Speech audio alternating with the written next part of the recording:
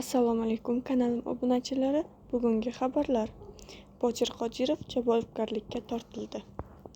Shoir Shamsiddin To'rayev xonanda Botir Qodirov ustidan tegishli tartibda mualliflik haqini to'lamasdan she'rlarini qo'shiq qilgani uchun Adliya vazirligiga shikoyat qildi. Bu haqda Adliya vazirligi Intellektual mulk departamenti xabar berdi.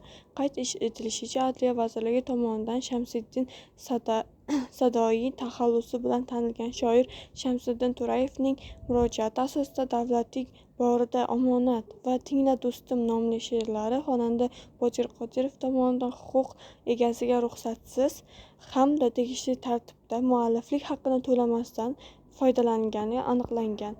Holat yuzasidan huquqbuzarlarga nisbatan ma'muriy javobgarlik to'g'risida kodeksining 177-1 moddasi mualliflik huquqini va turdosh huquqlarini buzish bilan ma'muriy huquqbuzarlik to'g'risidagi bayonnoma rasmiylashtirib, tegishli sudga yuborilgan. Toshkent shahar Jinoyat ishlari bo'yicha Chilonzor tuman sudining qaroriga ko'ra, huquqbuzarga nisbatan O'zbekiston Respublikasi ma'muriy javobgarlik to'g'risidagi kodeksining 177-1 moddasi 1-qismi bilan bazaviy hisoblash miqdorining 5 barobar miqdorida 1,875,000 so'm jarima jazosi tayinlangan.